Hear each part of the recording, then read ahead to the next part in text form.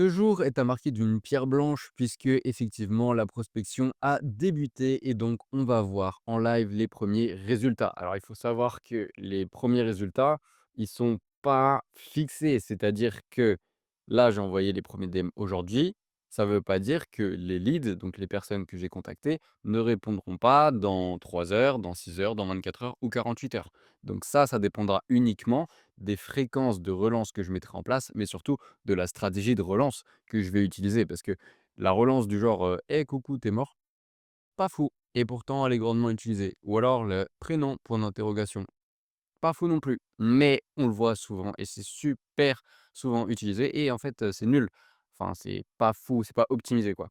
Donc, ce que j'ai fait ce matin, c'était petite rectification sur, des choses que j'avais mises en place afin que, ben, encore une fois, on aille chercher, des résultats qui soient intéressants parce que tout est bien cadré, parce que tout est bien fait, parce que tout est bien implémenté. Dans une prochaine vidéo, je testerai aussi une méthode de préchauffe des leads, c'est-à-dire qu'avant d'envoyer le premier message de prospection, on va faire toute une séquence d'actions slash interactions afin de maximiser le taux d'ouverture. Mais on va également utiliser une autre technique qui consiste à ce que nous n'envoyons pas le premier message de prospection, mais que le créateur à qui on s'adresse envoie le premier message. Alors là, c'est tricky, mais ça fonctionne bien puisque ça permet de créer une connexion qui est, bah, plus humaine et donc c'est pas que la vente est plus simple, mais s'il y a déjà un mode de conversation avec de la connexion et ensuite ça passe sur un pitch de vente, ouais, là, c'est plus simple que juste: «Bon, bah, salut, j'ai un truc à te vendre, tu veux acheter?»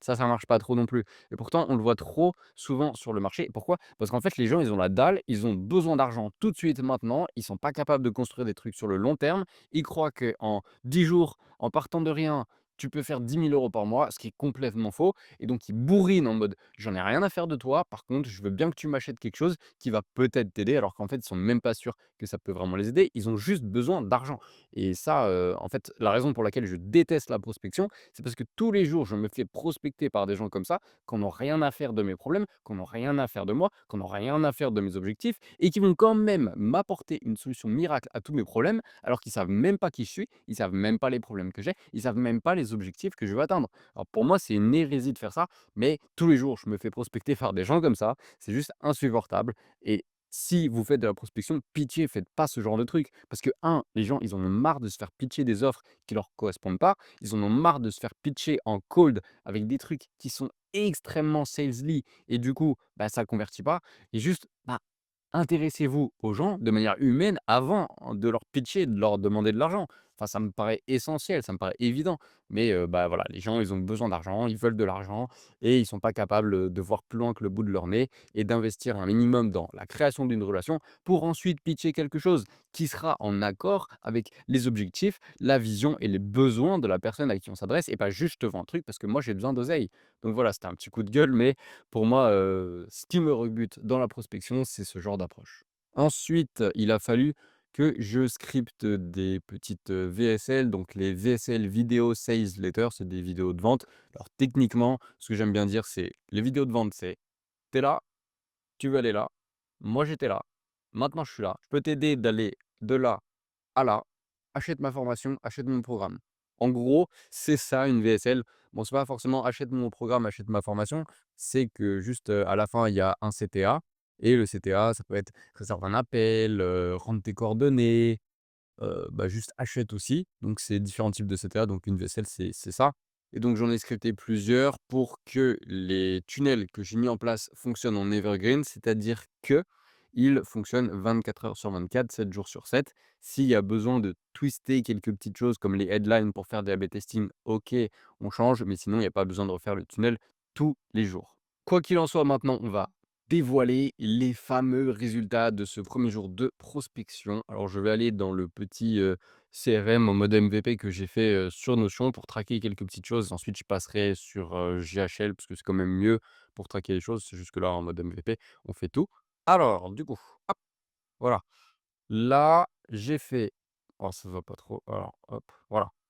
Open rate, reply rate, call rate, book rate, R1 show up rate, R2 shop rate, call closé et d'autres métriques. En fait, open rate, c'est, le nombre de personnes qui ont ouvert mon message. Reply rate, c'est le nombre de personnes qui ont répondu à mon message après l'avoir ouvert. Donc il est à 100 parce que ça veut dire que 100 des gens qui ont ouvert mon message ont répondu. Donc c'est important de faire la différence. C'est le reply rate ne s'applique que si le message a été ouvert, logique, ou tout du moins vu. Et l'open rate, c'est est-ce que le message a été vu tout simplement. Donc ça, c'est sur la base des, par exemple, 100 messages envoyés. Open rate de 15 ça veut dire que 15 personnes ont ouvert le message. Et s'il y a 15 personnes donc, les 15 personnes qui ont ouvert le message répondent, bah, il y a 100 de reply rate et s'il y a, que 5 personnes qui ont répondu au message, bah, ça veut dire qu'il y a que 33 de reply rate. Ensuite, call rate, c'est le nombre de personnes qui ont accepté de prendre l'appel. Book rate, c'est le nombre de personnes qui ont effectivement réservé un appel, parce que oui, je suis d'accord de prendre un appel, ouais, OK, mais ensuite il faut le réserver. R1 show up rate, c'est-à-dire qu'il faut que la personne soit venue au R1, donc le rendez-vous numéro 1, donc qu'elle soit venue à l'appel. Et s'il y a besoin d'un R2, est-ce qu'elle est venue au R2 ou pas? Et le close rate, donc le call de closing en gros, c'est est-ce que la personne a été closée ou non? Et donc là, on a la trame de le nombre de messages que j'ai envoyés, le nombre de messages qui ont été ouverts, le nombre de messages auxquels il y a eu une réponse, ensuite le nombre de messages qui amènent à l'acceptation d'un rendez-vous. Ensuite, je continue, mais le nombre de personnes qui ont effectivement réservé un appel, le nombre de personnes qui ont, qui sont effectivement venues à l'appel. S'il y a un R2, bah, est-ce qu'elles sont venues ou pas au R2? Et dans tous les cas, est-ce que la conversation a amené à un closing ou non? Donc ça, c'est tout le process de prospection en gros, donc c'est toutes les datas qu'il faut traquer. Il y aura aussi, le pourcentage de conversations abandonnées, est-ce que le lead était qualifié ou pas? Donc ça, ce sera à voir, et à implémenter au fur et à mesure des datas que je vais récolter. Donc ça, c'était sur la partie prospection. Demain, j'augmente encore un petit peu le volume avec peut-être des nouvelles métriques à traquer. On va voir hein, ce qui est intéressant. Et donc, pour ceux qui viennent d'arriver, le jour 1 sera disponible d'un côté ou de l'autre de l'écran. Et le jour suivant, je crois que c'est le jour 11, eh bien, quand il sortira, il sera également disponible, mais de l'autre côté de l'écran.